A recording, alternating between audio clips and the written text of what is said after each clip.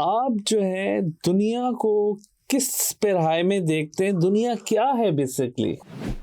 کلام آپ نے بھی سن رکھا ہوگا کہ دنیا جسے کہتے ہیں جادو کا کھلونا ہے، مل جائے تو مٹی ہے، کھو جائے تو سونا ہے۔ تو دنیا کے جو معاملات ہیں، ہر آدمی کا تجربہ مشاہدہ دوسرے سے مختلف ہے۔ دوسرے کی بات کو نہ سننا اور دوسرے کی لاجک کو نہ ماننا اور اپنی بات پہ اصرار کرنا، چاہے اس سے نقصان ہو، اس کا علاج کیا ہے؟ اگین وہی والی بات ہے کہ کر رہے ہو علاج وحشت دل، کوئی الٹی دوا نہ دے جانا۔ آپ کسی کو جتنا بتاتے ہیں، آپ صرف یہ بتا سکتے ہیں کہ آگے سڑک ہموار نہیں ہے، گاڑی احتیاط سے چلائیں۔ بھائی رائٹ مین رائٹ پلیس ہونا چاہیے۔ جو زندگی بھر کھرپی لے کے بیٹھ کے کیاریاں کھودتا رہا، اب آپ اس کو پروڈکشن مینیجر بنا دو گے تو وہ مشین ہی کھود دے گا نا بھائی۔ سیاسی پس منظر پہ آپ کا کیا تاثرات ہیں؟ اپنی جو قسمت بس اتنی سی بدلی ہے کہ کبھی زندہ اور کبھی زنجیر بدلی ہے۔ 72 مچھلیاں اور 22 خاندان تھے، اب وہ 400 خاندان ہو گئے اور مچھلیوں کی گنتی جاری ہے کتنی ہو گئی۔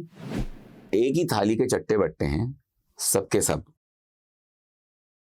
بسم اللہ الرحمن الرحیم۔ السلام علیکم، کیپٹن ریٹائرڈ جہاں زیب ہاشمی اگین آپ کی خدمت میں حاضر۔ آج جو محترم شخصیت ہمارے ساتھ ہمارے پوڈ کاسٹ میں انوائٹڈ ہیں، وہ 18 سال کا ایکسپیرینس ہے ان کا میڈیا کے ساتھ۔ کئی ڈرامے لکھ چکے ہیں، اسکرپچرز لکھ چکے ہیں۔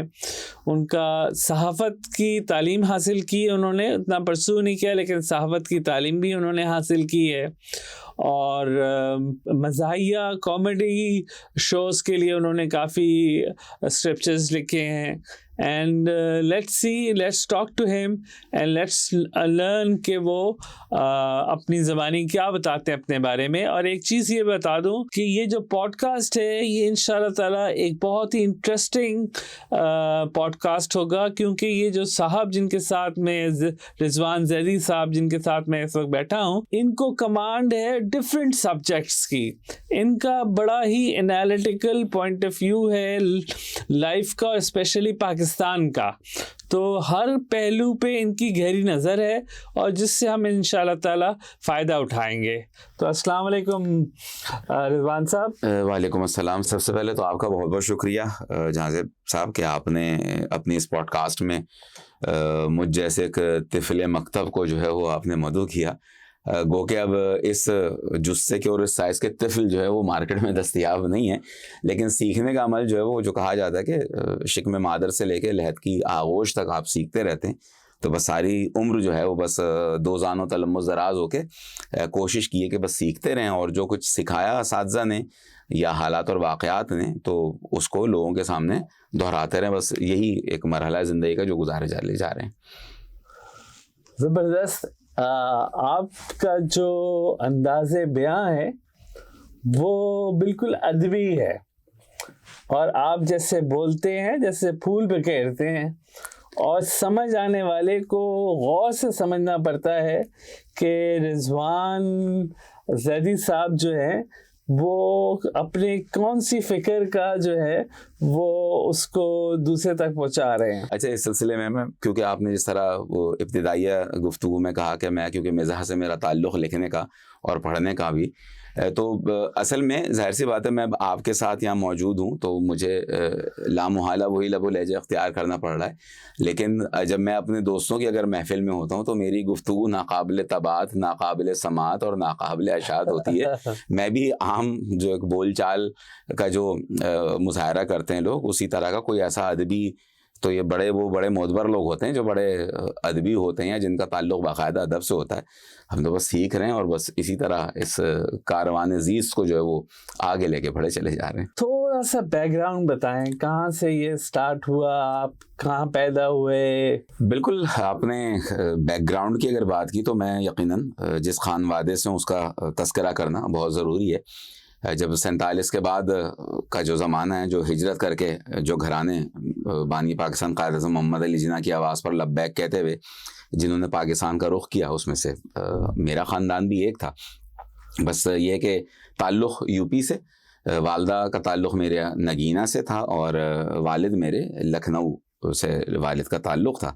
ننیال میرا ہجرت کر کے جہلم کی طرف گیا, اس کے بعد وہ پنڈی, اور ددیال میرا ہجرت کر کے کراچی کی طرف آیا. ابتدائی زمانہ پی آئی بی کالونی, اور پھر پی آئی بی کالونی کے بعد سے جو ہے ہم ایک ناظم آباد نمبر 1 مسلم لیگ کوارٹر جو سوسائٹی ہو گئے, تو وہاں سکونت اختیار کی, اور 1954 سے لے کے آج تک اسی جگہ پر, اسی مقام پر رہ رہے ہیں ماشاءاللہ. اور اپنی اگر میں بات بتاؤں, میری پیدائش بالکل کراچی کی پیدائش میری, اور میرے والد کو جو آپ نے شروع میں گفتگو کی بات کی, جو یہ ہنر آیا تھوڑا بہت, کیونکہ میرے والد کا, ہمارا خاندانی کام پرنٹنگ پریس, ہمارا پرنٹنگ کا کام, اور لیکن میرے والد جب ہجرت کر کے آئے ہیں یہاں, تو یہاں درس و تدریس کے شعبے سے وابستہ رہے. گلستان اسکول میں ابو نے پڑھایا, اور حبیب پبلک اسکول کے پوائنٹ ٹیچرز میں سے جو ہے والد رہے اس میں. تو ایک تو وہ خون میں وہ تدریس کا جو عنصر تھا وہ کچھ آیا, اور پھر بہت ساری چیزیں ایسی زندگی کی رہیں. ابو کے جو شاگرد تھے اس میں جناب اطہر شاہ خان صاحب تھے, انور مقصود صاحب کے جو بڑے بھائی تھے احمد مقصود حمیدی, وہ ابو کے شاگردوں میں سے تھے. ہاکی کے کھلاڑی صلاح الدین, وہ ابو کے شاگردوں میں سے تھے. تو بہرحال وہ ایک رچا بسا ایک ماحول رہا. والد تو میری بڑی مطلب ہے باغ و بہار شخصیت کے مالک تھے. ابو کے دوستوں میں نثار بزمی تھے, استاد عمرہ بندو خان, تو ایک بڑا ایک کلچرل ماحول تھا گھر کے اندر. اور جو اگر تھوڑی بہت میری اردو بہتر ہے, تھوڑی بہت, میں کبھی بھی اس بات کا دعویٰ نہیں کرتا. لوگ اکثر کہتے ہیں کہ آپ کی اردو اچھی ہے, تو اس سلسلے میں صرف یہی بات کہتا ہوں کہ بھیا میری اردو اچھی نہیں ہے, لوگوں کی خراب ہو گئی ہے, اس لیے میں نمایاں ہو گیا ہوں. یا میں اس طرح کہتا ہوں کہ میں دنیا کا سب سے لمبا بونا ہوں. تو میری تو یہ, تو ہم ماشاءاللہ کیا کہنا چاہیے, اگر ویسے دیکھا جائے ہم 8 بہن بھائی تھے, جس میں سے سب سے بڑے بھائی کی میری ڈیتھ ہو چکی ہے, سب سے چھوٹی بہن کی میری ڈیتھ ہو چکی ہے, اور والد کا انتقال 1995 میں, والدہ کا انتقال سن 2000 میں, اور پھر جو بیٹیوں جیسی بہن وہ 2018 میں, اور باپ جیسا بھائی سن 2020 میں جو رخصت ہوا دنیا سے. تو بہرحال یہ زندگی کے معاملات ہیں. جس نے آپ کی روح کو تخلیق کیا ہے وہی معبود بہترین جانتا ہے, بلکہ وہی سب کچھ جانتا ہے. تو اس نے آپ کے لیے, وہ کہتے ہیں کہ آنے کی ترتیب ہے, جانے کی ترتیب نہیں ہے, لیکن ان سارے معاملات نے زندگی پر ایک انمٹ نقوش چھوڑے. تو یہ ایک چھوٹا سا میرا ایک خاندانی جو پس منظر تھا وہ بیان کیا. پھر ایک زندگی کا ایک لمبا, ایک آدھی سے زیادہ زندگی جو بسر کی ہے وہ ہم نے کراچی کے ایوانوں میں بسر کی, جس میں فن مقرری, مباحثہ, تقاریر ہو گئی, ڈیکلیمیشن ہو گئے.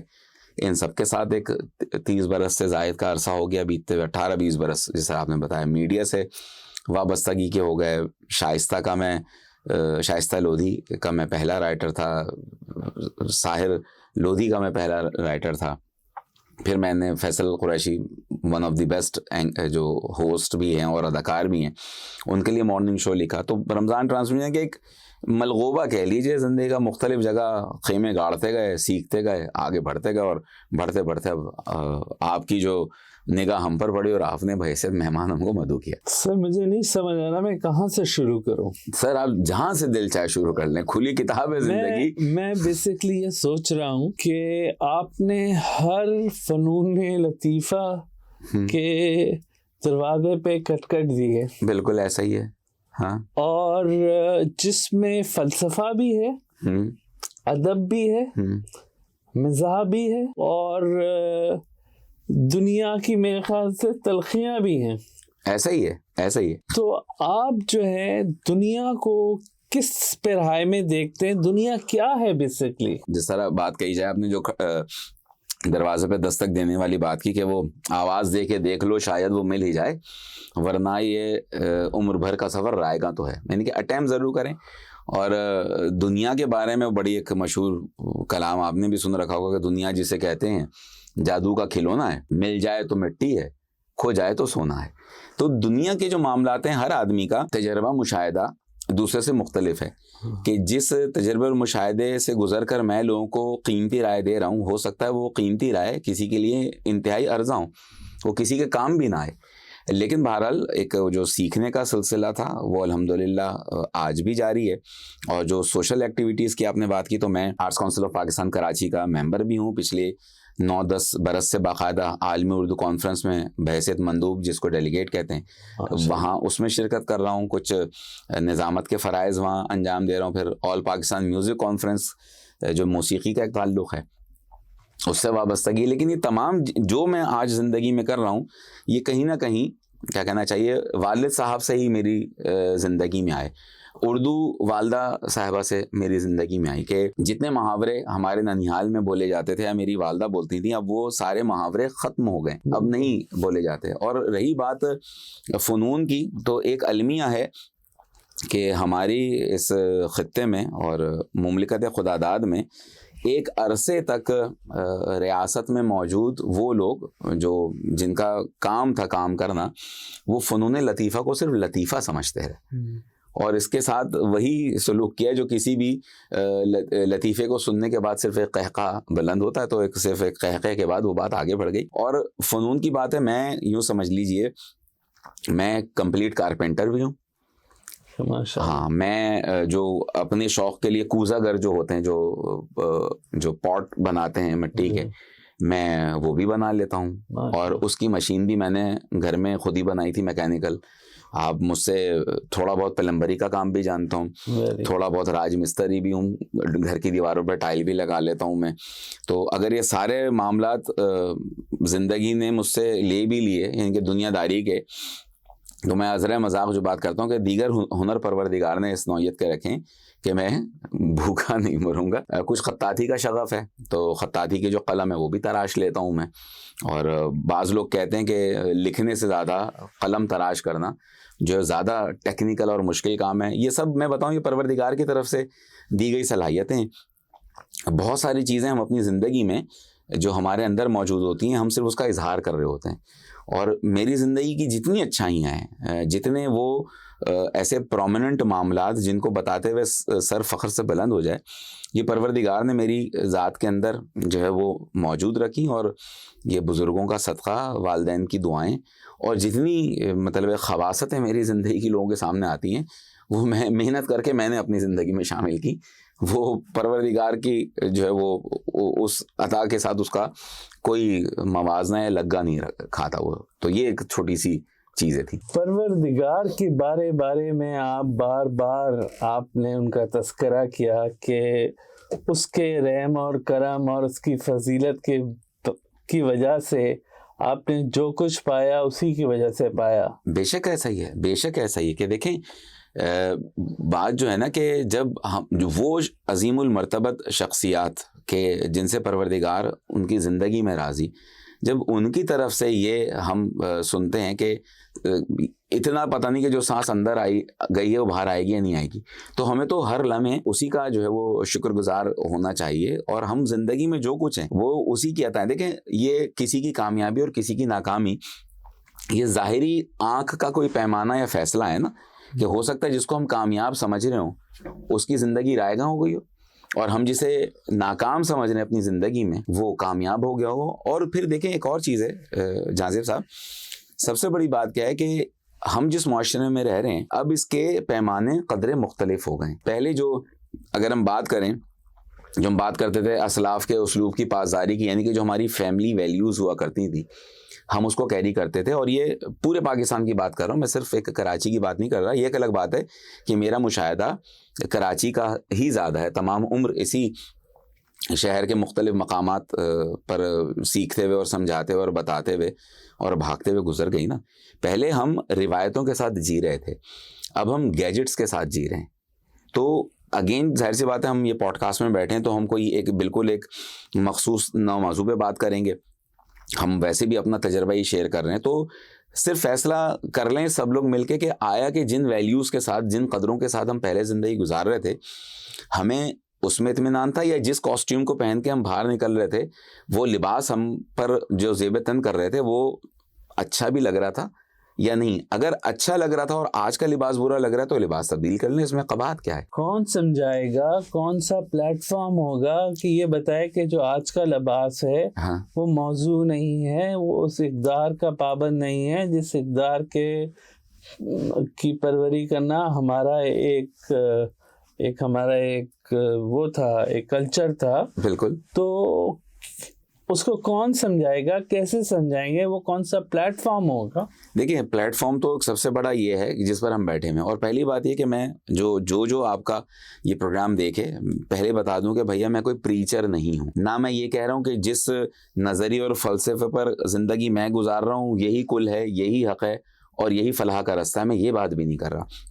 دیکھیں بنیادی قدروں کی جب ہم بیسک نارمس کی بات کرتے ہیں, بڑوں کا احترام, چاہے آپ 1000 سال پہلے چلے جائیں تب بھی بڑوں کا احترام تھا. اب وہ احترام کے انداز کیا ہیں, پہلی بات یہ ہو گئی نا. اگر سفر کی بات کریں, سواری کی بات کریں, تو آج سے اگر 200 سال پہلے لوگ بیل گاڑی پہ سفر کر رہے تھے, تو بھائی اب زمانہ جدید ہے, اب لوگ آٹو موبائل انڈسٹری بوسٹ کر گئی, اس پہ سفر کریں گے. لیکن بنیادی قدر کیا تھی, اگر سفر کو طے کرنا تو کسی سواری کا آپ انتخاب کریں. اس وقت جو دستیاب سواری تھی اس کو لوگ اختیار کرتے تھے. ہمارے یہاں مسئلہ کیا ہے کہ جو آج کی یہ جو جنریشن ہے اس پر سب لوگ لٹھ لے کے دوڑ پڑیں. آج کا بچہ اتنا پوٹینشیل ہے, میں 30 برس سے کوئی ڈبیٹ کی 10ویں یا 12ویں پوچھ تک جس کے ساتھ میں بتدریج جڑا ہوا ہوں, بچوں میں اتنا پوٹینشیل ہے, بس یہ کیا ہے, یہ ان گائیڈڈ میزائل ہوئے ہیں.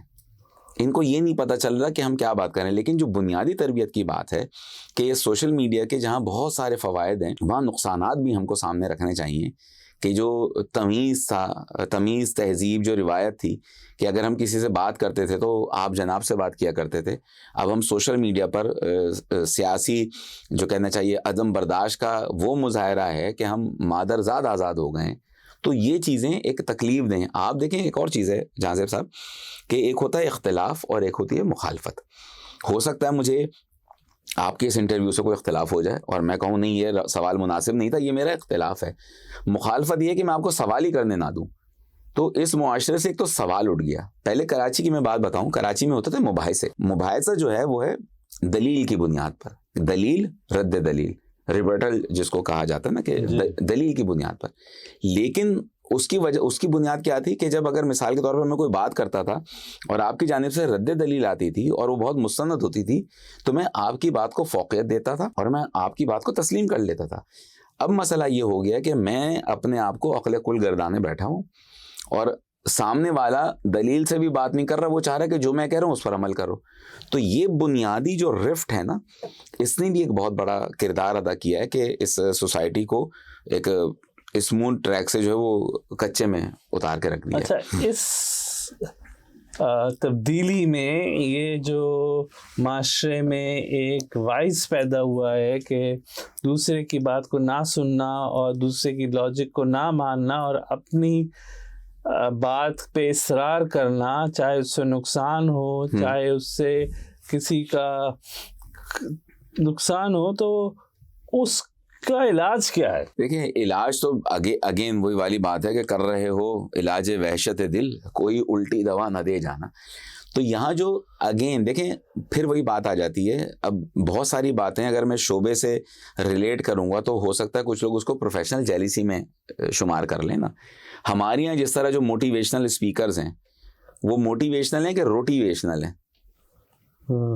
بات ساری ہے نا کہ آپ اگر سیشنز وغیرہ کو دیکھیں, بہت سارے کیا ہیں, میں بتا تو رہا ہوں آپ کو, بہت سارے کیا ہیں, منگلش ان کو آنی چاہیے, ان کو انگریزی اردو آنی چاہیے, 3-4 نیم اوریاں اور بیہودہ لطیفے آنے چاہیے جو زو مانوی ہوں, اور 5-6 باتیں کریں, آپ کا سیشن ہو گیا. دیکھیں ہم جو ڈبیٹ سے ہمارا تعلق ہے, پہلے کیا ہوتا تھا جب ایوان میں بات ہو رہی ہوتی تھی اور حکومت وقت کے نمائندے بیٹھے ہوئے ہوتے تھے اور ان کے سامنے بات ہو رہی ہوتی تھی, تو وہ بھی کچھ سوچتے تھے کہ آج کا نوجوان کیا سوچ رہا ہے. دیکھیں پاکستان دنیا کی قیمتی ترین زمین ہے کہ جہاں آبادی 60% جو ہے وہ نوجوانوں پر مشتمل ہے, اور یہی وہ واحد ایندھن ہے ترقی کا جس کی تلاش میں پوری دنیا ہے. جو بہت سارے دنیا والے آپ کو آفر کرتے ہیں کہ ہمارے یہاں آؤ, سٹیزن شپ لو, اس کی بنیادی وجہ ہوتی ہے کہ اب آپ جائیں گے وہاں پھر کچھ ایسا سلسلہ ہوگا کہ وہاں اس طرح نسل نہیں بڑھ رہی جس طرح یہاں ہے. اور یہاں آپ دیکھیں ابھی پچھلے دنوں کی خبر تھی کہ 7.5-8 لاکھ ہجرتیں ہو گئیں پاکستان سے. کہ جب آپ اپنے دماغ کی حفاظت نہیں کریں گے اور آپ نے دنیا میں جینے کے بنیادی ہنر اس بنیاد پر طے کر دیے کہ تمہاری ظاہری ترقی کتنی ہے. سوشل میڈیا کی بات کروں, بڑے المیے کے ساتھ یہ میں گوش گزار کروں, بیان کروں کہ اب بہت سارے پروگرامز میں ان لوگوں کو دعوت دی جاتی ہے کہ جن کا سوشل میڈیا ہینڈل اچھے چل رہے ہوں کہ جس کی انسٹا پہ فالوئنگ ہو, جس کی فیس بک پہ فالوئنگ ہو, اس کو بلا لو. وہ آدمی بھلے ٹکے کا نہ ہو. ایگزیکٹلی. صرف اس وجہ سے ایونٹ والا کہتا ہے جب ہمارے پروگرام میں آئے گا تو اپنے پیج پر ہمارا ایونٹ شیئر کرے گا تو 2 لاکھ لوگ ہم کو دیکھ لیں گے. بھائی رائٹ مین رائٹ پلیس ہونا چاہیے. کہ اگر کوئی مالی ہے, ہم نے یہ بھی دیکھا بہت سارے اداروں میں جو مالی ہے اس کو آپ نے پروڈکشن ہیڈ بنا دیا. بھائی اس کو مالی کا انچارج بنا کے تنخواہ 20 لاکھ کر دیتے. جو زندگی بھر کھرپی لے کے بیٹھ کے کیاریاں کھودتا رہا, اب آپ اس کو پروڈکشن مینیجر بنا دو گے تو وہ مشینیں ہی کھود دے گا نا بھائی, نہیں بچے گا کچھ. تو اس چیز کو دیکھنا ہے. اور سوسائٹی اگین کیا ہے, دیکھیں یہ سب خود ہی سیکھتے ہیں. آپ کسی کو جتنا بتاتے رہیں, آپ صرف یہ بتا سکتے ہیں کہ آگے سڑک ہموار نہیں ہے, گاڑی احتیاط سے چلائیں. آپ صرف بتا سکتے ہیں اس نے گاڑی احتیاط سے چلانی ہے نہیں چلانی. لیکن ہم جس اس وقت معاشرے میں جی رہے ہیں, یہ گیجٹس کی ایک سوسائٹی ہے. ہم نے شخصیت کا پیمانہ جو ہے وہ اس کی ظاہری حیت سے جو ہے وہ تولتے ہیں. اور وہ اس کے پاس گاڑی کون سی ہے, اس کے پاس موبائل کون سا ہے, اس کو کتنے لوگ جانتے ہیں. تو جب آپ اس بنیاد پر جو ہے وہ پیمانہ ترتیب دیں گے سوسائٹی کا, اور پھر وہ بشیر بدر صاحب وہ یاد آ رہے ہیں کہ شہرت کی بلندی بھی پل بھر کا تماشا ہے, جس شاخ پہ بیٹھے ہو وہ ٹوٹ بھی سکتی ہے. تو ہم شاید اس بات کو اتنی توجہ نہیں دیتے اور آگے بڑھے چلے جا رہے ہیں. تو جو منظر نامہ ہے وہ سب کے سامنے. بس پروردگار سے ہم دعا کر سکتے ہیں کہ عافیت کا معاملہ رہے, اور ہم ایک دوسرے کے لیے جو ہے وہ اگر کارگر ثابت نہیں ہو رہے تو کم از کم ٹاکسک بھی ثابت نہ ہو. تو وداؤٹ ٹیکنگ نیمز, سیاسی پس منظر پہ آپ کا کیا تاثرات ہیں؟ دیکھیں اگین یہ پوڈ کاسٹ جائے گی سوشل میڈیا پر جن لوگوں کا ایک طریقے سے ہولڈ ہے, ٹھیک ہے, لوگ ان کو چاہ رہے ہیں, وہ چاہیں. میرے ہو سکتا ہے ان سے کوئی اختلافات ہوں, کیونکہ ہماری یہ مسئلہ کیا ہے کہ اپنی جو قسمت بس اتنی سی بدلی ہے کہ کبھی زندہ اور کبھی زنجیر بدلی ہے. ایک ہی تھالی کے چٹے بٹے ہیں سب کے سب. اور پھر اگین بات کیا ہوتی ہے کہ اخلاقی طور پر آپ بلند ہوں, آپ کسی بھی پارٹی سے آپ کا تعلق ہو, آپ اس کو سپورٹ کریں, بس اندھے مقلد نہ بنیں. کیونکہ اندھا مقلد بھی جو ہے وہ ایک ڈاکٹر اسرار صاحب کی تقریر بھی اس سلسلے میں موجود ہے. لیکن اگین بہت سارے لوگ وہ ہوں گے کہ جو جناب ڈاکٹر اسرار صاحب کے مطمع نظر سے جو ہے وہ متفق نہیں ہوں گے, ان کے اسکول آف تھاٹ سے متفق نہیں ہوں گے, تو میری اس بات کو وہ یکسر مسترد کر دیں گے کہ یہ دیکھو ان کی بات کر رہے ہیں. تو آپ کو جس کی وہ بات جو کسی کے لیے نقصان دہ نہ ہو اس کو بس اختیار کریں. لیکن ہم دیکھیں بات کیا ہے, ہم 88 میں ہم جب اخبار پڑھا کرتے تھے تو اس وقت تھے 72 مچھلیاں اور 22 خاندان تھے. اب وہ 400 خاندان ہو گئے اور مچھلیوں کی گنتی جاری ہے کتنی ہو گئی. تو صرف اور صرف کیا ہے, قانون کی بالادستی ہونی چاہیے. امیر کے لیے الگ قانون, غریب کے لیے الگ قانون, یہ نہیں ہونا چاہیے.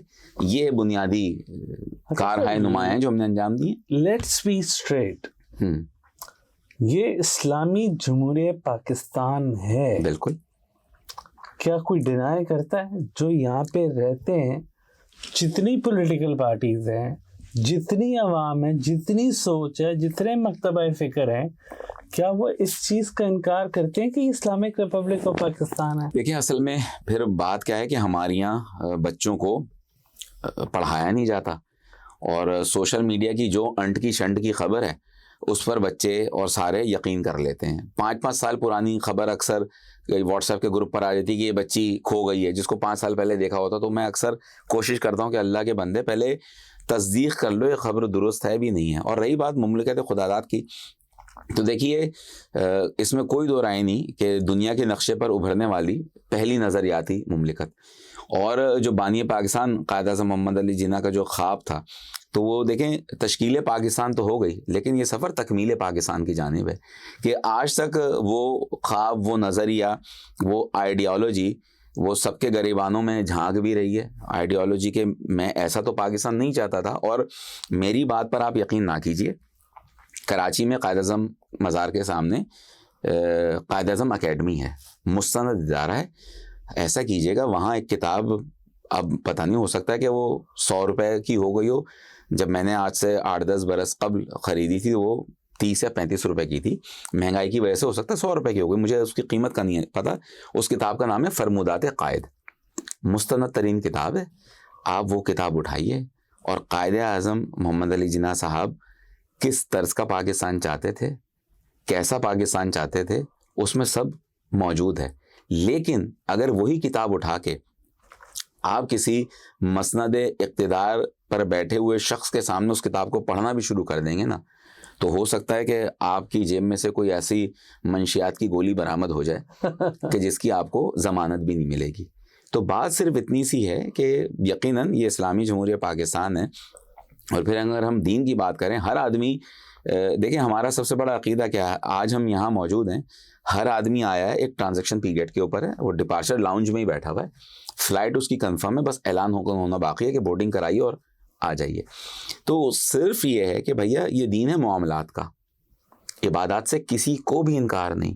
ہم بچپن سے ایک بات سنتے ہیں کہ حقوق اللہ کی معافی ہے, حقوق العباد کی معافی نہیں ہے.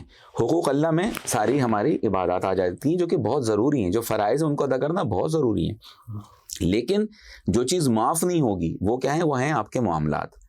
ہمارا رویہ ایک دوسرے سے کیسا ہے, ہم اس دنیا میں, اس دنیا کے گولے پر جو ہم جی رہے ہیں, جو میں نے اس وقت بات کی تھی کہ اگر ہم کسی کے لیے کارگر ثابت نہیں ہو سکتے تو ہم کم از کم کسی کے لیے ٹاکسک بھی نہ ہوں. لیکن پھر وہی ازرہ مذاق بات کروں, ایک طرف تلقین کی جاتی ہے کہ نیوٹرل ہو جائیں, اور اگلے ہی چوک پر ایک پھر یو ٹرن لیا جاتا ہے اور پھر بیان دیا جاتا ہے کہ نیوٹرل کوئی چیز ہی نہیں ہوتی. تو بہت ساری چیزیں یہ ہیں کہ جو اگین پھر میں گھوم کے آؤں, جو پولیٹیکل سینیریو کی بات کی جا رہی تھی کہ بھائی پاکستان اسی طور سے ترقی کر سکتا ہے جب آپ حقدار کو اس کا حق دے دیں.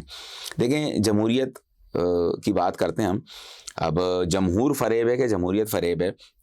ایک چھوٹی سی کیلکولیشن, ہمارے یہاں جو سنگل میجورٹی جو ہوتا ہے وہ جیت جاتا ہے. مثال کے طور پر ایک حلقہ ہے, اس میں جیتنے والے کو 50,000 ووٹ پڑے, جو اس کا سیکنڈ آیا اس کو 40 پڑے, جو تھرڈ آیا اس کو 30 پڑے, تو اس حلقے میں اس کے مخالفین کی تعداد تو 70,000 ہے, حمایتیوں کی 50,000 ہے, لیکن وہ سنگل میجورٹی پر آگے آ گیا. پھر دیکھیں بات کیا ہے کہ جو رنگ و نسل سے بالاتر ہو کے اس ملک کی خدمت کرنی چاہیے. پاکستان میں بولی جانے والی 60-65 مقامی اور علاقائی زبانیں سر آنکھوں پر, لیکن ان تمام زبانوں کو ایک لڑی کی میں پرو کر جو مالا کی صورت دی ہے وہ ہے زبان اردو. اردو ہی ہمارا واحد بیانیہ ہے کہ جو ہم کراچی تا خیبر اپنے موقف کو بیان کر سکتے ہیں. آپ اردو کی کیا کہنا چاہیے ڈور کو تھام کے کراچی سے چلنا شروع کریں اور پورا پاکستان گھوم لیں تو یہ ڈور ٹوٹتی نہیں ہے. بالکل. تو یہ میں اس پہ ایک گرہ لگاتا ہوں کہ یہ ڈور نہیں ہے, یہ ترقی کا کوریڈور ہے. بالکل ٹھیک ہے, تو یہ ترقی کا کوریڈور ہے. تو بھائی آپ کوئی نہ کوئی تو پیمانہ مقرر کریں نا, یا تو آپ یہ طے کر لیں کہ بھیا 50,000 کے اوپر ایک سیٹ ہوگی تو پورے پاکستان میں جہاں 50,000 کی آبادی ہو وہاں حلقہ بندی کر دیں اور سیٹ دے دیں. لیکن مسئلہ کیا ہے کہ اقتدار کو طول دینے کے لیے آپ کے رویے ایسے ہوتے ہیں. وہ پارٹیاں جو پنجاب میں سرائیکی صوبے کی حامی ہیں, وہ پارٹی سندھ میں صوبے کی حامی نہیں ہے. بھائی صوبہ ایک انتظامی یونٹ ہے. ایک چھوٹی سی اس کی مثال بتاؤں آپ کو کہ دیکھیں ایک گھر ہوتا ہے, میاں بیوی نے گھر لیا, اب ان کے بچے ہو گئے, انہوں نے فرسٹ فلور بنا لیا, بچوں کی شادی ہو گئی, سیکنڈ فلور بن گیا, پتہ بھی وہی رہتا ہے, ولدیت بھی وہی رہتی ہے, لیکن تقسیم نہیں ہوا نا. بھائی صوبہ اگر بنتا ہے, پہلے پاکستان 1 یونٹ تھا, 4 صوبے بنے نا, پاکستان کی جو وحدت ہے, پاکستان کی جو ڈائنامکس ہے, پاکستان کی جو باؤنڈری ہے وہ تو وہی رہی نا, صرف انتظامی یونٹ تبدیل ہوا نا. اور پھر ایک اور چیز ہے کہ اب جو پروفیشنل انسٹیٹیوٹس کے اندر بھی کہ آپ کو جو ہے وہ چھوٹی چھوٹی ٹیمز دے دی گئی ہیں نا تاکہ آپ کی ایفیشنسی بڑھ جائے. لیکن ہر کسی کو ایک بڑا جنگل چاہیے اور اس جنگل کا اس نے شیر بننا ہے. اس کے چکر میں کوئی بھی تاراج ہو, کوئی بھی مارا جائے, کسی کو انصاف ملے نہ ملے. اور پھر ہم اگر کراچی کی بات کریں, بھائی یہ میں تو نہیں کہہ رہا نا, میں کراچی والا ہو کے تو اس چیز کا دعویٰ نہیں کر رہا, یہ تو سرکاری عادتوں سے شمار ہے نا کہ کراچی ایک ملکی معیشت میں جو ایک ریڑھ کی ہڈی رکھتا ہے. تو بھائی اگر ریڑھ کی ہڈی کے مہرے آپ ہلا دیں گے تو باقی جسم کیسے چلے گا؟ کو ہم تو کراچی کی ترقی پاکستان کی ترقی ہے, اور کراچی ایک کثیر القومی اور کثیر اللسان شہر مینی پاکستان اس کو اسی لیے کہا جاتا ہے نا. تو بھائی اسی طرح اور ایک اور عالمی آپ نے سیاسی بات کی، دیکھیں آدمی کب تک لحاظ مربت کرے. کراچی میں جتنی وہ سیاسی جماعتیں کہ جن کی نمائندگی وفاق میں بھی ہے، اور جب ان کی وفاق میں حکومت آتی ہے تو کراچی میں جو ان کی پارٹی کے لوگ ہیں، میں ڈائریکٹ نام ہی لوں، کیا نشست و برخاست کے طور طریق میں ہم لحاظ مربت میں رہے ہیں. مثال کے طور پر مسلم لیگ نون ہو گئی، پیپلز پارٹی ہو گئی، تحریک انصاف ہو گئی، یہ ایک مرکزی پارٹی ہیں جن کی وفاق میں ہوتی ہے، یا مسلم لیگ قاف بھی وفاق میں رہ چکی ہے. جب ان کی حکومتیں تھیں تو ان کی جو کراچی کے نمائندے تھے انہوں نے کراچی کا مقدمہ کیوں نہیں لڑا؟ وفاق میں جا کے کیوں نہیں کہا کہ ہمارا کراچی برباد ہو رہا ہے؟ بھائی کراچی میں اگر مثال کے طور پر سڑکیں بن جائیں گی، کراچی صاف ہو جائے گا، تو کیا کسی ایک قوم کے لیے ہوگا یا کسی ایک پارٹی کے لیے ہوگا؟ نہیں بھیا، وہ پورے پاکستان کے لیے ہوگا، پورے پاکستان کی ترقی ہوگی. تو ذرا سا فریم کو جو ہے وہ پولیٹیکل ڈائنامکس میں اس فریم کو جو ہے وہ چینج ہونا چاہیے. ایک دوسرے کے نظریے کا، وہی والی بات ہے، ایک دوسرے کے قائد اور عقائد کا جو ہے وہ آپ کو احترام کرنا چاہیے. آپ سمجھتے ہیں کہ فلاں پارٹی اچھا کام کری، آپ اس کو ووٹ دے دیجئے، بالکل دیجئے. لیکن ہمارا یہ مسئلہ کیا ہے کہ اگر مثال کے طور پر آپ نے کہا تم یہ غلط کام کر رہے ہو، اور میں ایک شخص کو بول رہا ہوں یہ چور ہے، یہ چور ہے، یہ چور ہے. اب میری چوری پکڑی گئی، آپ نے کہا تم نے چوری کی ہے، تو میں اس کا جواز کیا دے رہا ہوں؟ وہ بھی تو چوری کر رہا تھا. اللہ کے بندے، یہ تو پیمانے نہیں نا. جب اگر وہ بھی چوری کر رہا تھا اور تم بھی چور ہو تو اس کو کیوں کہہ رہے ہو کہ تم چور ہو؟ ہمارے یہاں جو سارا مسئلہ ہے نا، یہ ساری چیزیں. اور دیکھیں پھر وہی والی بات آ جاتی ہے کہ اگین جو مطلب ہے کہ جدا ہو، وہ کہ شعر غلط پڑھ دوں تو میں معذرت چاہوں گا، وہ دین سے سیاست تو رہ جاتی ہے چنگیزی.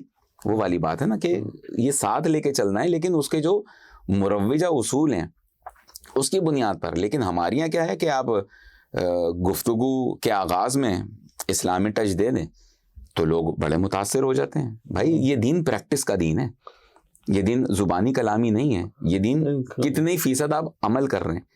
کہ وہ جو ہم بات کر رہے تھے دین معاملات کی جو ہم بات کر رہے تھے، اور یہ بات میں نہیں، یہ میرا اپنا علم نہیں ہے، کیونکہ جب آپ ظاہر سی بات ہے ہر آدمی، میں صرف دہرا رہا ہوں وہ ساری چیزیں.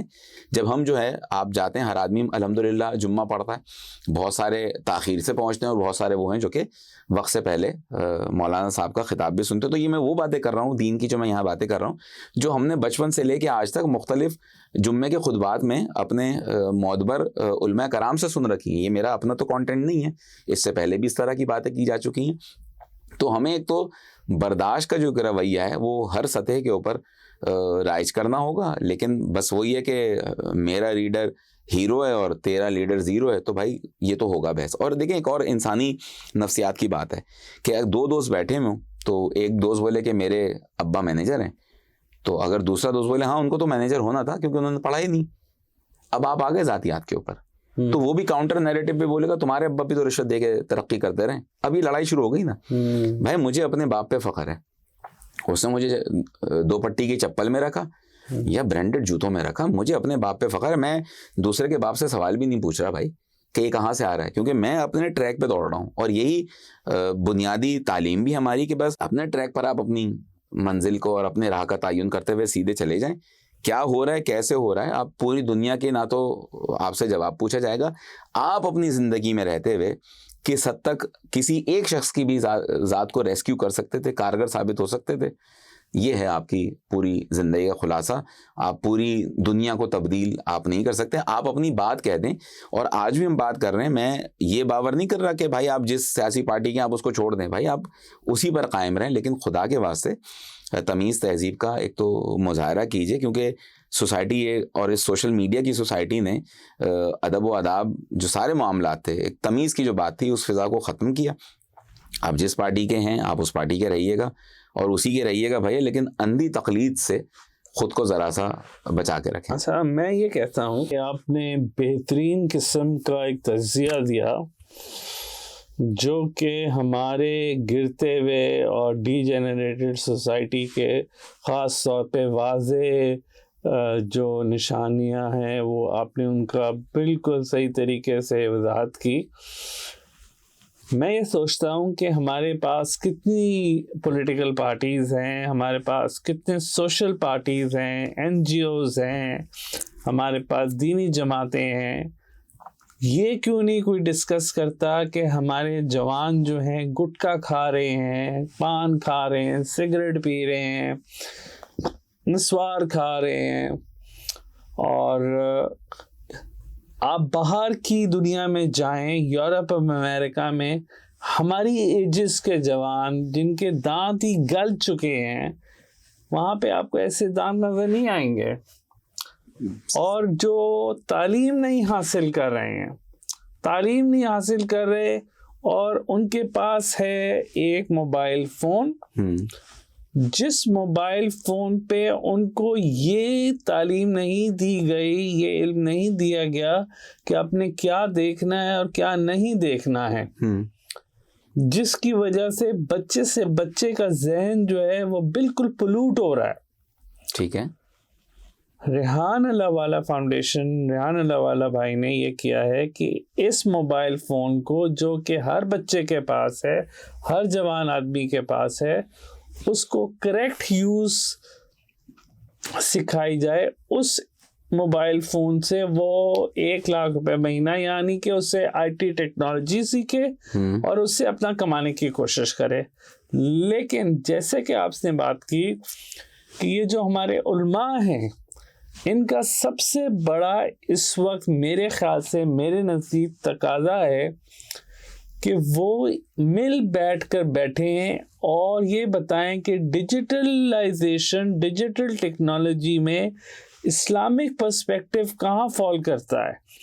اسلام جو ہے وہ موبائل فون میں کیا پیرامیٹرز دیتا ہے. ہماری بچیاں، عورتیں، بہنیں، بیویاں، مائیں، بچے، بھائی، اولاد، سب اس موبائل فون پہ، جس پہ یہودی، نصرانی اور سارے پیگنز وہ سب کچھ شو کر رہے ہیں، جو ان کے فلسفوں میں، ان کی جو باتیں ہیں اس میں ان کے لیے ممنوعات نہیں ہے، لیکن ہمارے لیے ہے. تو آپ بتائیے اس کو کیسے اس کو حل کیا جائے. دیکھیں، آپ نے ظاہر سی بات ہے سوال کے درمیان بہت سارا اظہار بھی آپ کا شامل تھا. وہ پہلا سوال کا حصہ وہ سیاسی جماعتیں اور مذہبی جماعتیں کیا کر رہی ہیں. دیکھیں، بات اصل میں یہ ہوتی ہے کہ ہم اگر اس سوسائٹی کی بات کریں، ایک ہوتی ہے ریاست کی اپنی ذمہ داری کیا ہے، اور دیکھیں اور جو اس وقت اس عہدے پر بیٹھا ہوا ہے اس کی ذمہ داری کیا ہے، وہ کیا کام کر رہا ہے. رہی بات یہ ٹیکنالوجی کی، دیکھیں اب ریحان اللہ والا صاحب یقیناً جو کام کر رہے ہیں، میرے ریڈیو کے پروگرام میں بھی آئے تھے، اور بہت ساری چیزیں جب ان سے میں سنی تو میں ورطہ حیرت میں مبتلا تھا کہ یہ کچھ اب ہونا شروع ہو چکا ہے. بالکل اسی طرح کہ اگر ہمارے دوست ہیں بہت اچھے، زاہد حسین چھیپا، ان کی اسلام 360 ایک ایپلیکیشن ہے، اور مستند ترین ایپلیکیشن ہے کہ آپ کا جو بھی کیا کہنا چاہیے مکتب فکر ہوں، آپ چاہے اہل حدیث ہوں، آپ چاہے بریلوی ہوں، آپ چاہے اہل سنت سے ہوں، آپ چاہے اہل تشیع ہوں، آپ چاہے دیوبندی ہوں، تمام مکاتب فکر کا مواد جو ہے وہاں اس کی تراجم اور تفاسیر موجود ہیں، اور اسلام کی بنیادی معلومات جو ہیں وہ موجود ہیں. لیکن جو سب سے بڑا المیہ ہے من حیث القوم، جو ہماری گراوٹ ہے، چاہے وہ میں حالانکہ میڈیا ہی سے میرا تعلق ہے، کہ ہر کوئی آ گیا ہے ریٹنگ کے اوپر ان گیجٹس کے ذریعے. جس طرح دیکھیں یہ ریٹنگ ایک وہ بھی ہے نا کہ میں صرف اپنا پورٹ فولیو دکھانے کے لیے، ابھی ہم ڈیبیٹ میں ایک جگہ گئے تھے تو میں نے کہا دماغ کا پورٹ فولیو، کہ ہم جو ہیں شخصیت سے زیادہ اس کی ظاہری حیت کے اوپر آ رہے ہیں. رہی بات، دیکھیں یہ تو دنیا بھر میں کی جو بات ہے کہ ہم پاکستان، پھر بھی اللہ کا شکر ہے کہ یہاں جب ہم پوری دنیا کی تحقیق سامنے آتی ہے تو جو اوسط ذہن ہے اس میں جینیس لوگ یہاں پائے جاتے ہیں، یا تو ہم شاید جینیس اپنے جگاڑوں کی وجہ سے.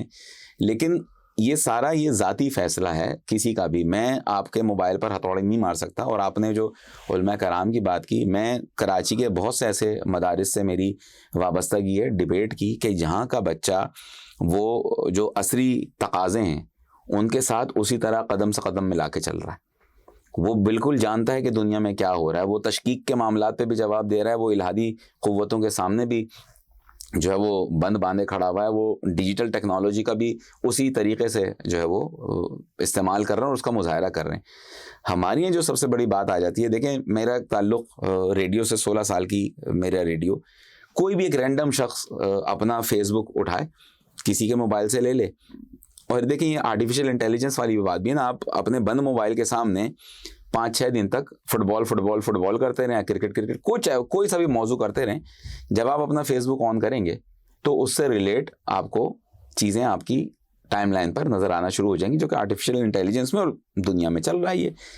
तो उसमें जो है अपना कहने का मकसद सिर्फ ये था कि ये जो बच्चे काम कर रहे हैं, या हम जब फेसबुक की अब रील के ऊपर जाते हैं, भाई रील पे थोड़ी देर आप जाएंगे तो जब आपको मलिका अरोड़ा नाचती हुई नज़र आ रही है तो मेरी और आपकी बात कोई क्यों सुनेगा? मतलब है कि एक तरीक़े से मिजाज के, और जो हर तरीक़े से एक तरसीवी ज़िंदगी गुजार रहा है, और उसको एक मौका मिल जाए अब एंटरटेनमेंट का। हमारे यहाँ एंटरटेनमेंट के भी तो मायने हमने से बेहूदगी से मशरूत कर दिए ना। अगर आपको किताबें पढ़ने का शौक़ है, कोई भी आपसे मुराद XYZ, तो उसके सामने दुनिया की कोई भी नई किताब आएगी, उससे महजूज होगा। एंटरटेनमेंट का मतलब है महजूज होना, लुत्फ़अंदोज़ होना। हमने पैमाना सिर्फ आइटम सॉन्ग को ही एंटरटेनमेंट कर दिया। ये जो सोसाइटी ने अपनी लुग़त एक तरतीब दी है तो उसको कर दिया। मैं देखें डिबेट में आना जाना तो बच्चों से जो बातें कर रहा हूँ मैं, और वो यही है कि बेटा 2 रास्ते हैं, या तो मशहूर हो जाओ या मकबूल हो जाओ। अब इसका जवाज़ ये कि देखें मशहूर हमारे पास थी, अल्लाह गरीक़ रहमत करे और यकीनन वो हमसे बहुत अच्छे हाल में होगी, उसका नाम है क़िंदिल बलोच। वो थी मशहूर, लेकिन अब वो जिस हाल में भी रहे वहाँ अल्लाह के पास यकीनन मैंने जिस तरह का बहुत अच्छे हाल में होगी, लेकिन जो उसकी ज़ाहिरी हरकत व सकनात थी वो कितने लोगों के लिए बर्दाश्तेबिल थी, ठीक है, कितने लोगों के लिए हाजमाएबिल थी, सही है। और साथ साथ मकबूल कौन है? अरफा करीम रंधावा। हमारे पास 2 पैमाने आ गए ना कि मशहूर कौन है और मकबूल कौन है। दोनों हमारी बेटियाँ, और दोनों अब इस दुनिया में मौजूद नहीं है, दोनों को अल्लाह अपनी हिफाजत में रखे।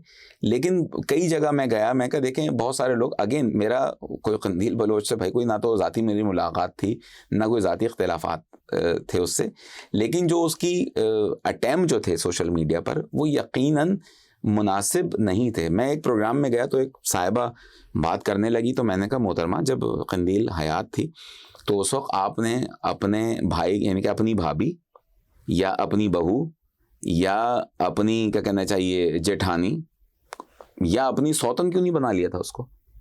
हम जो हैं, जो दूसरे के लिए जो हमारा मशवरा होता है वो अपने लिए नहीं होता।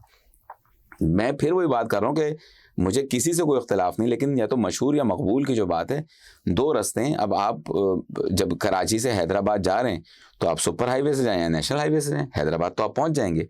लेकिन अगर कोई भी सड़क ज़ेर तामीर हुई या अगर कोई भी सड़क दुरुस्त नहीं हुई तो ये फ़ैसला आपका है कि किस ट्रैक के ऊपर आप गए। अगर मैं मतलब मीडियाई चकाचौंध में मशहूर होने जा रहा हूँ तो हम लोग क्या करते हैं, फिर अपने आप को एग्जिस्ट करने के लिए यानी कि एग्जिस्टेंस शो करने के लिए हर वो हरकत करने लगते हैं कि जिसकी वजह से हम वायरल हो जाएं। और हम सोसाइटी का बतदरीज जो चलन है कि हम देख रहे हैं जो वायरल हैं शख्सियत, वो एकदम से बुलबुला उठता है, वो अपने व्यूज़ लेके आगे बढ़ जाता है या बढ़ जाती है, उसके बाद सोसाइटी उसको नहीं जानती। तो अदम तवाज़ुन जो है ना इस सोसाइटी का, वो उसने सोसाइटी को नुकसान पहुंचाया। जिस तरह अगर आप किसी सुपर स्टोर में जाते हैं, वहाँ आपको 120 रुपये किलो चावल भी मिल रहा है और 360 रुपये किलो चावल भी मिल रहा है। आपकी जितनी सकत है आप वो चावल लेकर आ जाएं। लेकिन अगर तमाम सुपर स्टोर्स पर सिर्फ चावल 360 ही बिकेगा अगर मिसाल के तौर पे, तो जिसकी सकत नहीं वो क्या करेगा? चावल खाना छोड़ दे। तो हमने एक पैरेलल निज़ाम नहीं दिया है सोशल मीडिया के ऊपर भी।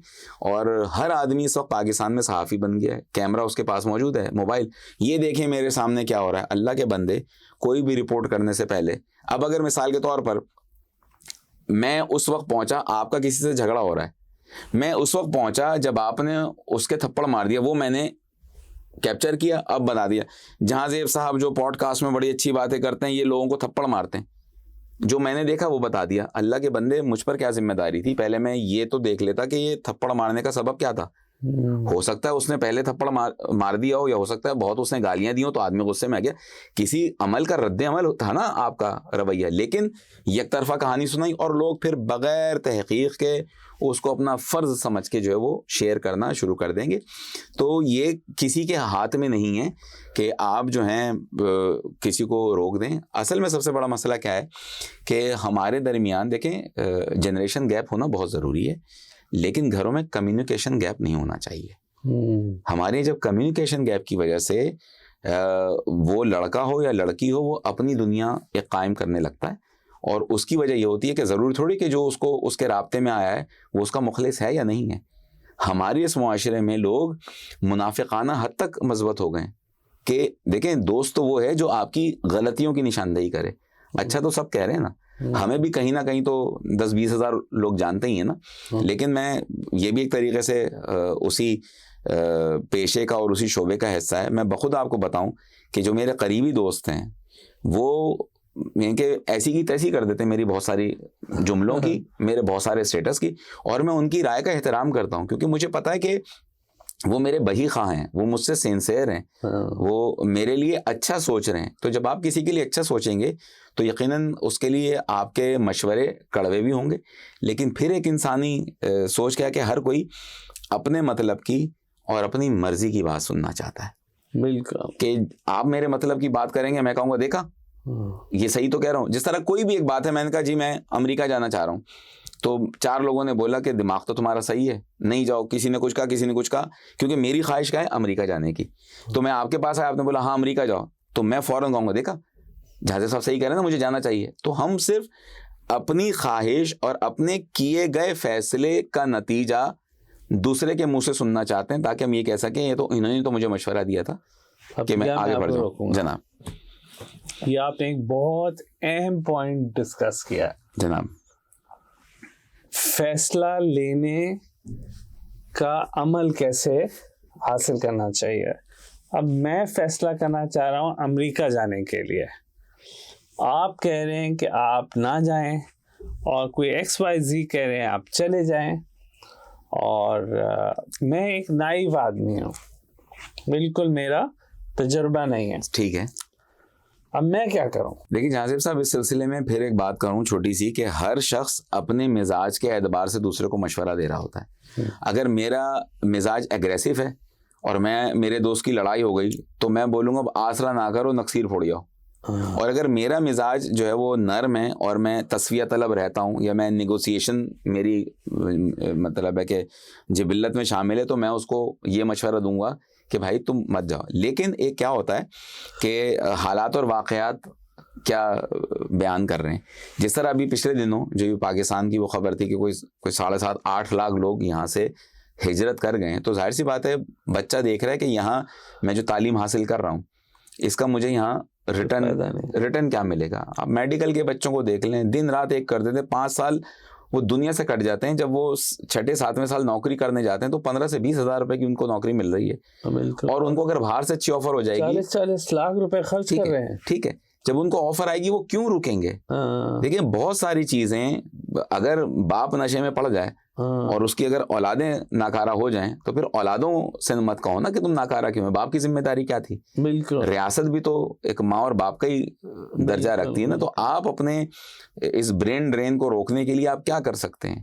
اور رہی بات فیصلے کی، تو ہر آدمی اپنی زندگی کو بہتر کرنا چاہتا ہے. دیکھیں جہازیب صاحب، اگر ہم اسی کراچی کی بات کریں، مجھے اچھی طرح یاد ہے کہ میرے تایا کا گھر سے ہمارے قریب تھا. ادھر چاند ہوا نہیں رمضان کا یا عید کا، ابا نے ہاتھ پکڑنا ہے اور وہاں پہنچ جانا ہے سلام کرنے کے لیے. چھوٹی سی روایت تھی نا. اب کیا ہے، یہ اس زمانے میں لوگ باقاعدہ عید کارڈ بھیجا کرتے تھے ایک دوسرے کو دستاویزی ثبوت کے طور پہ. میرے تایا 50s میں برطانیہ میں تھے. اس زمانے میں پوسٹ کارڈ آتے تھے، کھلے خط جو ہوتے تھے، وہ خط میرے پاس آج بھی موجود ہیں. لیکن وہ زمانہ کیا تھا کہ کھلا خط آتا تھا، اس وقت سے دیکھتے تھے کس کے نام کا، اس کے نام کا دے دیتے تھے، یہ نہیں دیکھتے تھے کہ اندر اس نے کیا لکھا ہے. اور لکھنے والا بھی کوئی سازشی بیان نہیں لکھ کے بھیجتا تھا تاکہ کوئی بھی پڑھ لے، تب بھی اس کو نقصان نہیں ہونا تھا. ہم نے پھر عید کارڈ دستاویزی طور پہ بھیجتے تھے، وہ سلسلہ ختم ہوا. پھر ای گریٹنگز کی سائٹس آ گئیں تو ہم ایک ساتھ 100 لوگوں کو میل کر کے سو جاتے تھے. اس کے بعد پھر کیا آیا، SMS کلچر آیا. میں ایک کمپنی کا جو اسکرپٹڈ SMS ہوتا تھا، پراسپیرٹی اینڈ شاور فلاں ڈھماکہ، اور اس کے نیچے اپنا نام لکھتا تھا، اپنے 200 لوگوں کو بھیج کے سو جاتا تھا. اس کے بعد پھر آ گیا واٹس ایپ گروپ. اب گروپ پہ 500 لوگ ہیں، میں ایک میسج کرتا ہوں عید مبارک اور اللہ حافظ.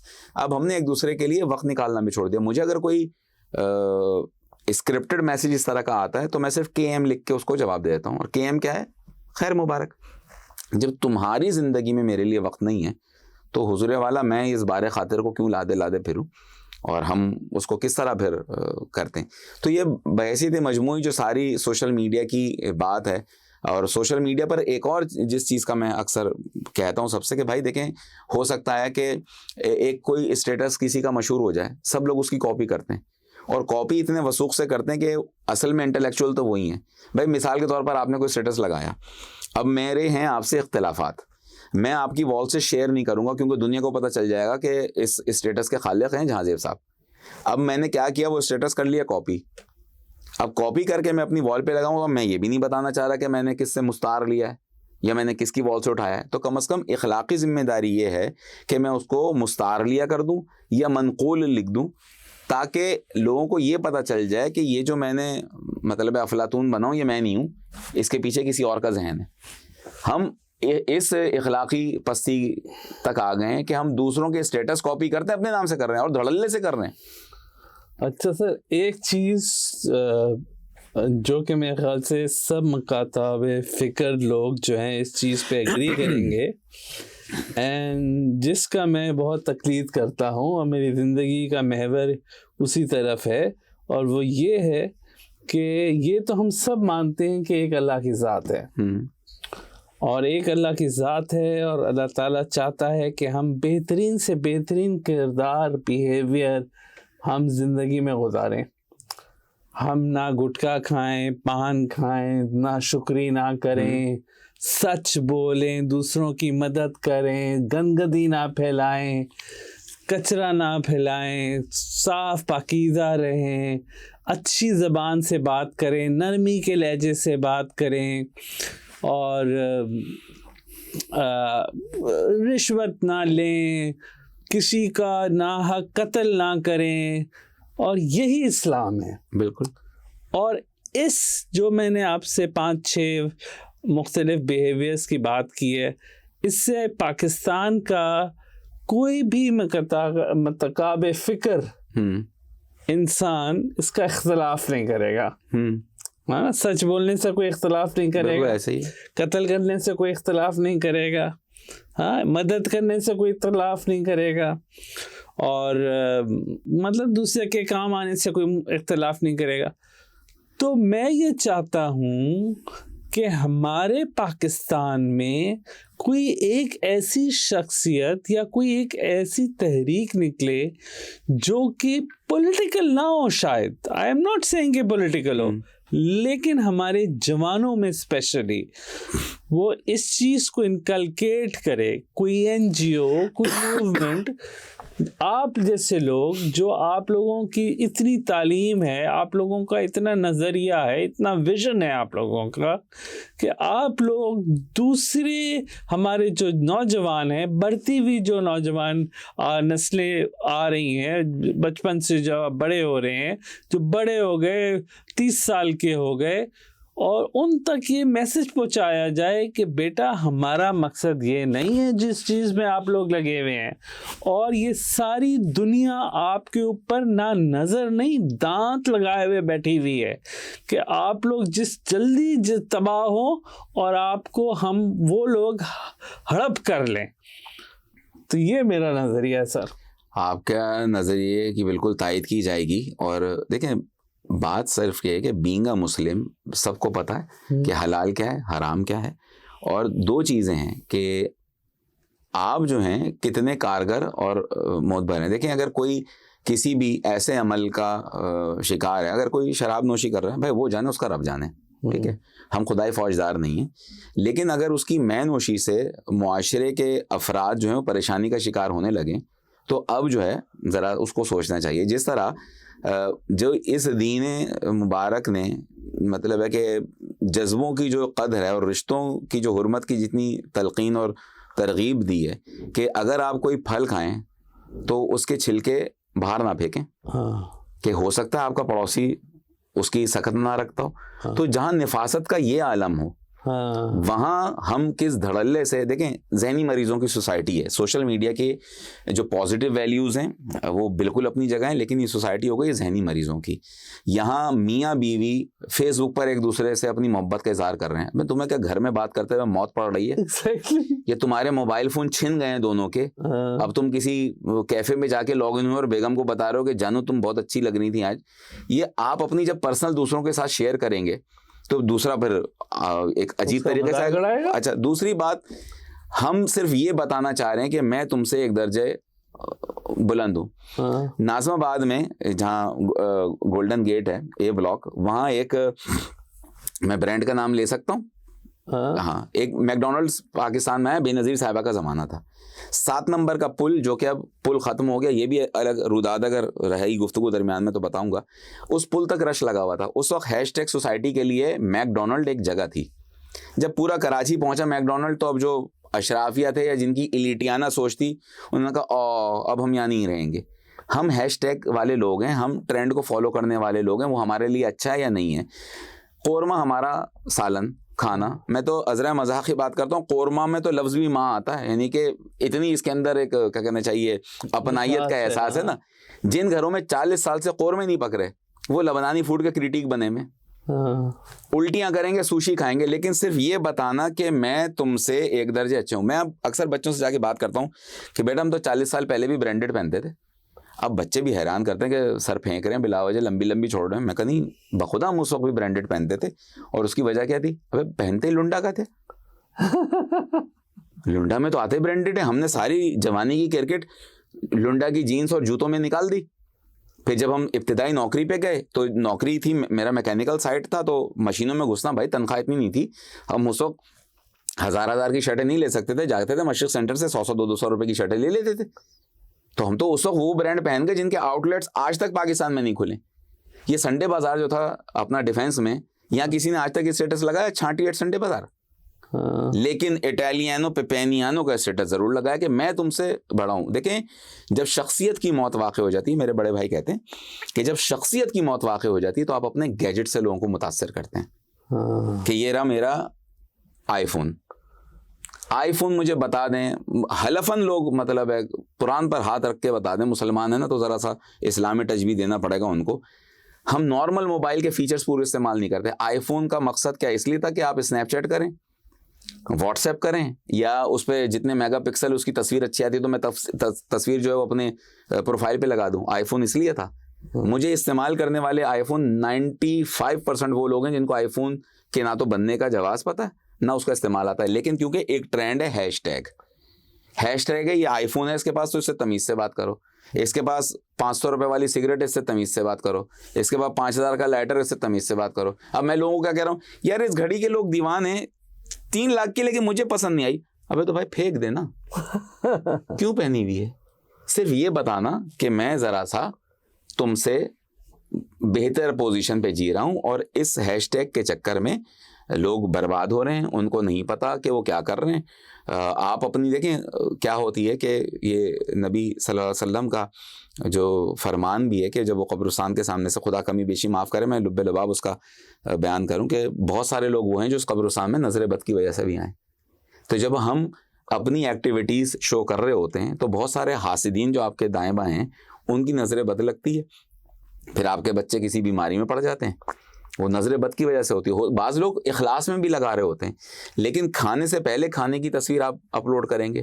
اچھا کبھی کیوں نہیں اپنے سارے کچن کی تصویریں شیئر کریں نا گھروں کے, کہ کچن کس حال کے, اٹھاؤ چولہا ہو گئے. اب کتنے گھروں میں سل بٹے پہ مسالے پیسے جا رہے ہوں گے. کچھ لوگ کہیں گے جی ہمارے یہاں پیسے جاتے ہیں. اس کا یہ مطلب نہیں ہے کہ آپ سل بٹے پہ مسالہ پیسیں. بھائی گرینڈر بلینڈر نے آپ کے وقت کو کم کر دیا ہے, لیکن جب آپ کسی بھی چیز کے لیے آپ اخلاص جب تک نہیں ہوتا شامل, تو اس وقت تک نہ رشتوں میں نہ پکوان میں وہ ذائقہ نہیں آتا, بالکل صحیح, وہ پائیداری نہیں آتی. بالکل صحیح کہہ رہے ہیں سر, آپ نے ایک بہت اچھا طریقہ سے وضاحت کی آج کل ہمارے معاشرے میں کیا کمیاں ہیں اور کہاں کن خامیوں کو ہم بہتر کر سکتے ہیں.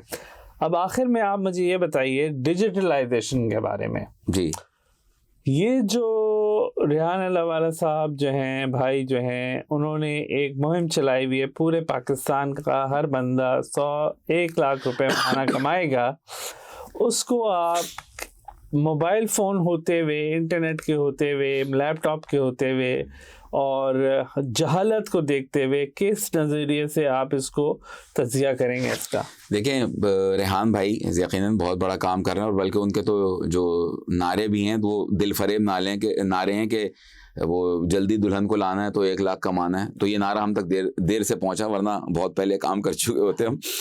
صرف دیکھیں بات کیا ہے کہ ٹولز کوئی بھی ہوں، اس کے نیگیٹو اور پازیٹیو آپ کے ہاتھ میں. اگر مثال کے طور پر میرے ہاتھ میں اسکرو ڈرائیور ہو اور میں کسی کے دل میں پیوست کر دوں، اس کی موت واقع ہو جائے گی. تو اب ہم اسکرو ڈرائیور کی ڈیفینیشن یا تعریف کیا لکھیں گے؟ ایسا آلہ کہ جس سے انسان کو قتل کیا جاتا ہے؟ نہیں بھائی، اسکرو ڈرائیور اپنی حیت میں جس سے پیچ کسا جاتا ہے یا اسکرو ٹائٹ کیا جاتا ہے، لیکن اس کے غلط استعمال سے میں اس کے معنی کو نہیں تبدیل کر سکتا نا. اسی طرح یہ ڈیجیٹل ورلڈ بھائی، اب یہ دنیا ایک نئے گولے پر میٹاورس کی طرف جا رہی ہے. ہر کسی کی ایک اپنی ایلیوژن، ایک اپنا پاتھ ہوگا، جو بھی ہوگا اس دنیا میں ہوگا. اور آپ ڈیجیٹل دنیا سے انکار کر کے، میں کوئی وہ آرتھوڈاکس والی دقیانوسی بات نہیں کروں گا کہ نہیں یہ کافر کی ایجاد ہے اور یوں ہے نہیں بھیا، یہ ایک زمانے کا ٹول ہے جس کو استعمال کیے بغیر آپ دنیا کے ساتھ قدم سے قدم ملا کر نہیں چل سکتے. لیکن صرف یہ آپ دیکھ لیجئے کہ آپ اس کے استعمال میں پازیٹیو کتنے، آپ اس کے استعمال میں نیگیٹو کتنے. یہ ٹول آپ کے پاس موجود ہے. اور اب تو جہاں تک تعلیم کی بات ہے، دیکھیں ہماری اردو ادب کی اگر میں بات کروں تو بہت سارا ذخیرہ ابھی تک ڈیجیٹلائز نہیں ہوا ہے. وہ لوگ جو تم کیا جانو کتاب کا لمس کیا ہوتا ہے، وہ آج کے بچے کو تمام لمس کا پتہ ہے سوائے کتاب کے لمس کا. صحیح ہے. تو آپ کو وہ کتابیں بھی ڈیجیٹل کرنی پڑیں گی تاکہ بچے کے ہاتھ میں جو گیجٹ ہے، تو اگر اس کا دل چاہے تو PDF کے ذریعے اس سے وہ استفادہ کر سکیں. اور ریحان بھائی یقیناً اس سلسلے میں کام کر رہے ہیں. ڈیجیٹل ٹیکنالوجی سے انکار نہیں ہے، بس دوسروں کی کھوج لینے کے لیے یا نیگیٹو اسٹوریز کے لیے یا غلط بات کرنے کے لیے یا صرف اپنے آپ کو عقل کل ثابت کرنے کے لیے اگر آپ بیٹھے ہوئے ہیں. جیسے ٹویٹر دیکھ لیں، میں ٹویٹر پر اکاؤنٹ تو ہے لیکن اس لیے ایکٹیو نہیں ہوں کہ جاؤ تو وہ ماں بہن کی گالیاں چل رہی ہیں. وہ تمیز قاعدہ نہیں. اور اچھے خاصے پڑھے لکھے لوگ ایک دوسرے کے سامنے جو ہے وہ آسینے چڑھائے اور وہ مطلب شتر بے مہار کی طرح جو وہ چونچ سے چونچ لڑائے چلے جا رہے ہیں. بھائی کیے جاؤ، پھر جو کرنا ہے کر لو. لیکن بہرحال امید یہی ہے کہ کیونکہ پاکستان میں آبادی 60% ہے، پاکستان دنیا کی قیمتی ترین زمین ہے، محل وقوع کے اعتبار سے بھی اور ذہنی زرخیزی کی اعتبار سے بھی، کہ اللہ کرے کہ یہاں جو کوئی بھی کسی بھی پارٹی کی حکومت ہے، جو بھی اقتدار میں آئے تو کم از کم عوام کا ضرور سوچے. لیکن اپنے مطلب ہے کہ مراد سے کسی کو فرصت ملے تو لوگ اس مفلوق الحال اور کسی بھی قوم کے بارے میں کو سوچے.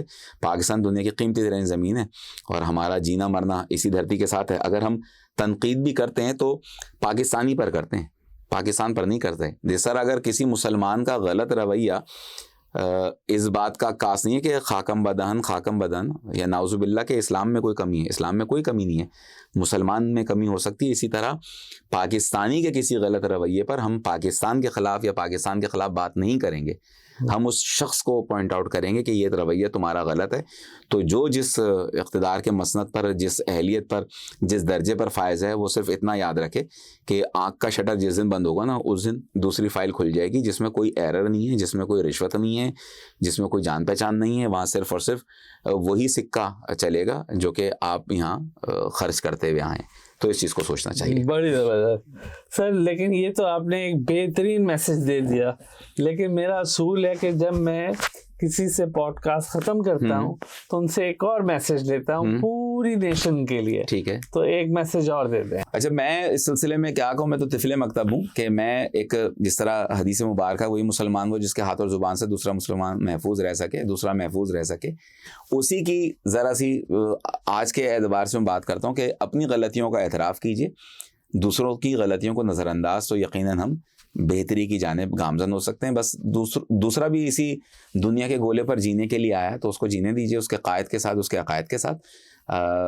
محبت کی بات کر لیجئے، نفرتوں سے صرف اور صرف نقصان ہی ہوا اور غصہ حماقت سے شروع ہو کر ندامت پر ہی ختم ہوتا ہے. تو ذرا سا ایک رویوں میں، لہجوں میں، اپنے الفاظ میں، اپنے کردار سے، اپنے گفتار سے دوسرے کے لیے کارگر ثابت ہوں، معاون اور مددگار ثابت ہوں. سب کے لیے آپ کچھ نہیں کر سکتے، لیکن جو آپ کی دسترس میں ہے اتنے کو بہتر کرنے کے لیے ضرور وقت نکالیے.